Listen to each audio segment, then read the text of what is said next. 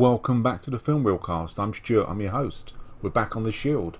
It's episode 7, Pay in Pain. We're going to have a discussion just about this episode.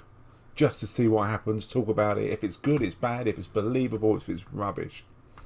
And this episode, Pay in Pain, it consists of, there's a mass shooting at a gun range, and it's lots of Mexicans that are being killed, including a pregnant woman who is the other half of a guy called Train, who's the leader of the Toros gang, who is Mexicans. So this is used as a political pedestal for the kind of spokesperson in the Mexican community that this won't be taken seriously because it's not white people that are doing it. So Vic is given the assignment of looking into this and basically finding out what's happened. So he's reluctantly joined by Detective Carlos Zamora. And Carlos Zamora used to be a Toro, so he's really in with these people. But Vic sees this as a soft side of him, that they'll manipulate him because of it, and that he's wiping their ass. And it's given the example after the shooting, he goes outside of the gun range, and you got Carlos there all hugging them and saying everything's going to be fine. And Shane kind of, I don't know, links it to kind of Oprah Winfrey and Dr. Phil's there giving them all cuddles. And this is the bollocks way of dealing with it. These people are gangsters, even though they're friends, they used to be one. These people are gangsters, they should be treated like it. And he puts them pretty much low on the food chain, that they're pieces of shit. And that's Vic's outset. And that's where they differ all the way through this. That Carlos and Vic's like, let's just go and get him. I don't give a shit who gets in my way. Carlos is, well, these Mexican people, they're my people. I'll deal with them my way. Vic, a lot of the time, doesn't see colour. Just sees whether you're good or bad. That's just the way it is with him. So they hunt down who's doing this, and they find out that they're told that there's a guy called Wet Willie. Whether he's relation to One-Eyed Willie or Free Willie, I really don't know, but he's got a really unfortunate gang name. If you were a gangster, would you have a name like Wet Willie? You want to have a name that scares people. You want to have a name that strikes fear, that people aren't going to go on your turf, they're not going to steal your drugs, that you're going to run things. Would you be frightened? Would you be kept awake? You might be kept awake by Wet Willie. It sounds like a medical ailment, but would you be kept awake by someone called Wet Willie? I just simply would, and I'm frightened of Wet Willie. It sounds like you need to go and see the doctor. I'm frightened of Wet Willie, but that's just me. I'm tangenting on and talking nonsense. So they go and track down Wet Willie, and in true Strike Team style. And there's only Ronnie's not in this, Lem's not in this. It's just the Shane and Vic show with Carlos, obviously. So they go and find the Wet Willie, and he hasn't got an eye patch or a pirate ship, and he's not a killer whale. And they've discovered that his son's ill, and he's been out, and he can prove this, so he's nothing to do with it. But Shane thinks the best way of dealing with it is taking Wet Willie's best friend, decking him in the street because it gives him a bit of attitude, and actually pissing on him.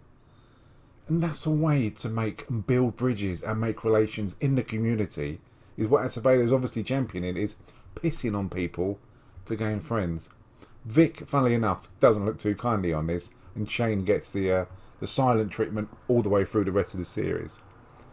So there's another shooting, and it's in a grocer's store. So you've got 8 people killed in a gun range, and that's including the sadly the dead baby. You've got 5 people killed now in a grocer's store. And when they go there, you've got various people, including the grocery store owner's son, who's been shot.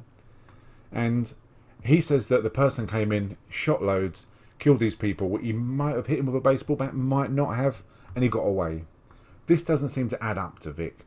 It doesn't seem to make sense. There's no blood trail, and when they do house to house, no one else has seen anything. And he says someone in this type of community, especially being a white person that shot Mexicans, Latinos, would have seen someone. But no one's seen anyone, so it doesn't quite add up. And they discover that the back passage, for want of a better word, is he's got a nice tidy back passage, which is always good to hear. So that doesn't make sense either.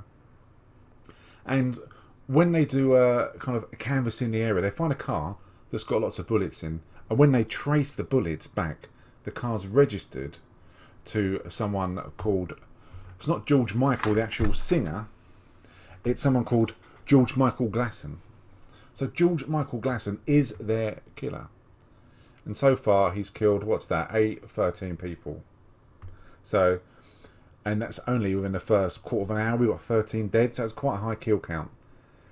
And when they go to his house, they do a warrant at George's house. And it turns out that his parents, his mother-in-law, father-in-law, they've also been murdered. So there you got 14 people dead at the moment, I believe, or roundabouts. And they believe that he possibly did this. George did it. George is going on a bit of a bender. He's a bit of a wild man. Possibly he killed his in-laws.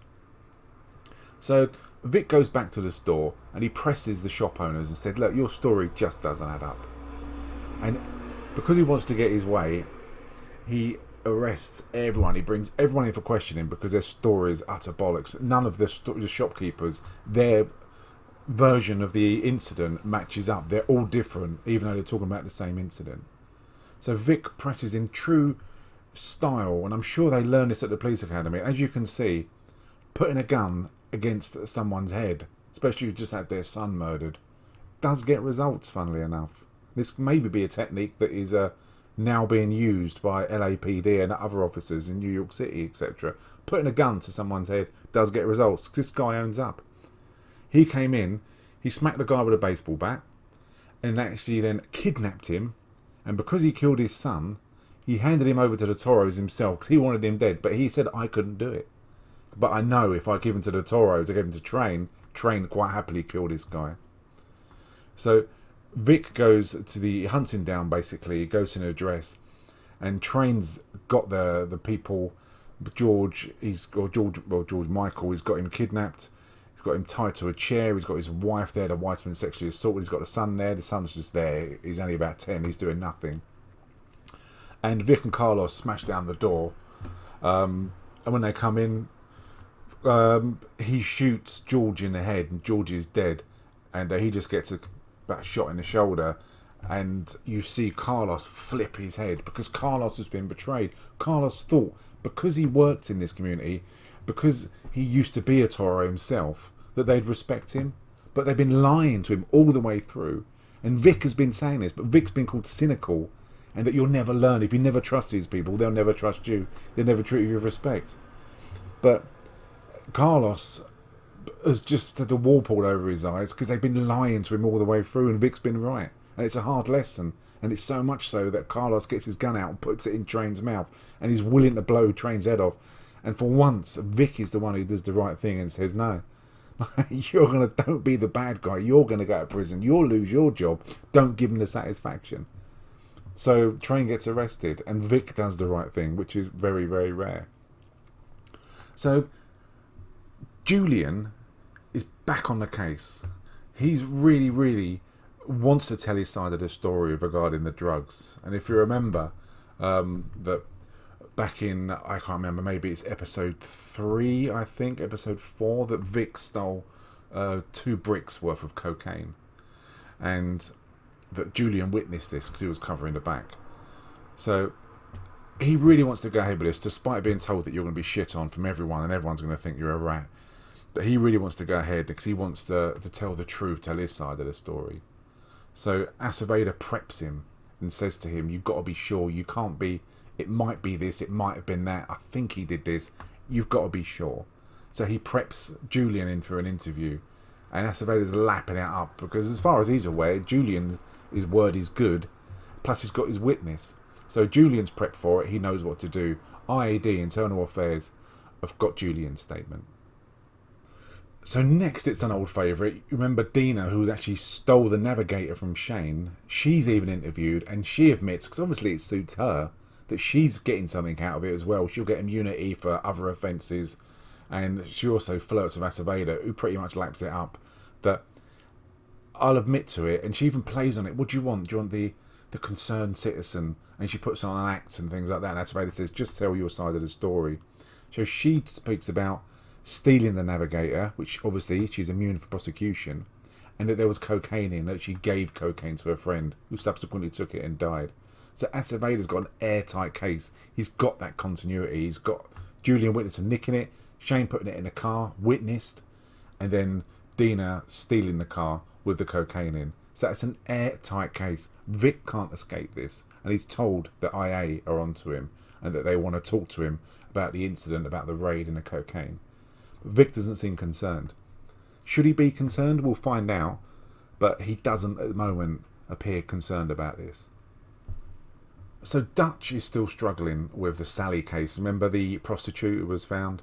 And Wims helps him out. Wims says, let's go along and let's get some low priority files. Let's get some ones that no one else wants to deal with. They can be easy wins because they're easy cases to deal with. So Dutch picks a case, and it turns out that this guy says, my mum's psychic is stealing from her. Quality job, I know from the off. It's the kind of job that you really want to avoid. And it turns out this lady Frida is a psychic for this guy's mum and the mum's friends. And she charges a ridiculous amount of money for oils, which are kind of blessed candles, which will cost $150 because there's a spell attached to them when you light them. And this, his mum is seeing this Frida, and she believes that she can speak to her husband through Frida. It's all false. I mean, I don't believe in ghosts. There's no such thing as the supernatural, and I've never seen a ghost, and it's utter nonsense. So Dutch is pretty much of the same opinion, and I don't know what you think. I don't believe that these people can speak to the dead. I just don't believe it. I think if that's the case, why can't everyone do it? Why certain people believe they've got the abilities to be able to talk to the dead?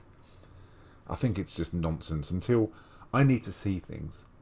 I need to see a ghost in front of me to believe that it's true. It's like UFOs. I know that the universe is infinite, and why can't there be other people out there? There probably are other people out there. But until I get that proof, that I just don't believe it. I need to see things. I need to see facts. I need to see evidence. And Dutch is pretty much the same. That he doesn't believe Frida. And Dutch and Wins, between them, get Frida in, and they say to her, just leave this lady alone, because you're ripping her off. You're charging $600 for a session, and then you're just telling her what she wants to hear. And Dutch doesn't believe it, and Wims is on the case. And when Wims is on the case, when Claudette's there, if Claudette gets a bit between her teeth, you don't want to piss her off. And you'll find out that other people get taken down when they do piss her off and take liberties.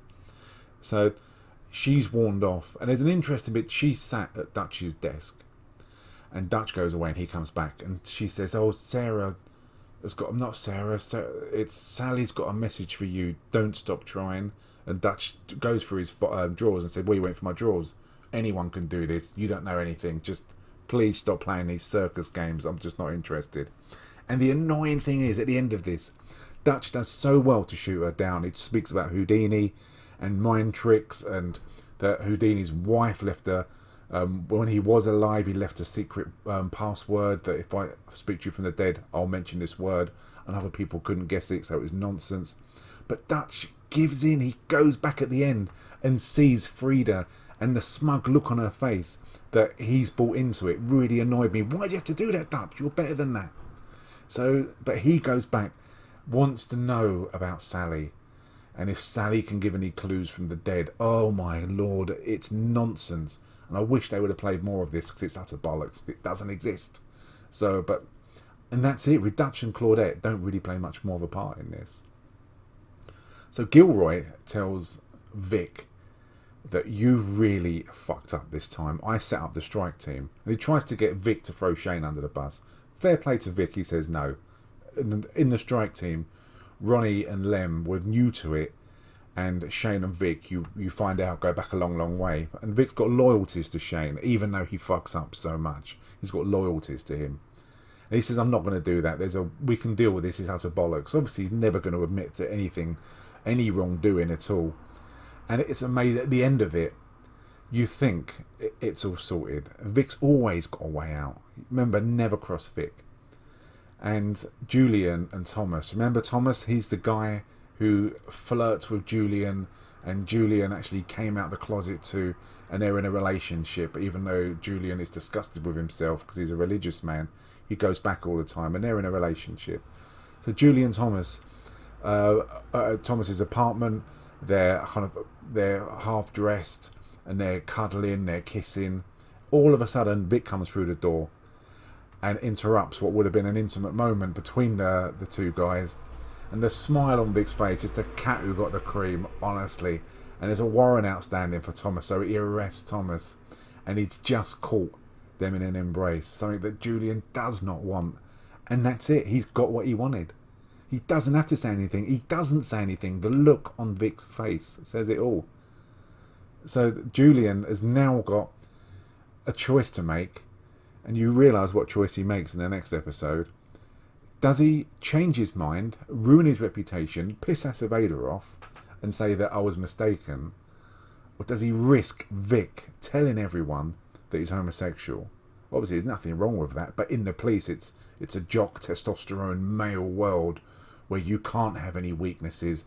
And sadly, in that ridiculous kind of world, that being a homosexual is seen as a weakness. It's ridiculous. But that's the choice that Julian has to make. And obviously, he's religious and he doesn't want people to find out because the people at the church may find out. He risks that. So what does he do? You'll find out in the next one. But it's brilliant what happens in the next one. So that was really my reaction and my thoughts on episode 7, Pain. Another really good episode. Things are hotting up with Vic. And Vic manages. I love the way Vic gets out of stuff. He doesn't give a shit. You don't cross Vic. And obviously the serial killer storyline is going to progress, and it progresses in a very strange way, especially the way Dutch goes as well. But it's another strong episode, and they pack loads into 40 minutes. It's really, really good. So I hope you enjoyed that. Remember, I'm also reviewing Cobra Kai, which is on Netflix in the UK. It's really, really good, full of nostalgia, full of montages. So you can click on one of my other channels and watch my reviews and thoughts and reactions on Cobra Kai. I'm Stuart. Thanks for joining me. Please leave a comment. Please subscribe. I'd really love to know your thoughts on The Shield if you're enjoying it. Just leave a comment. I will reply, and subscribe and like, and I'll have plenty more reviews coming out. Thanks very much.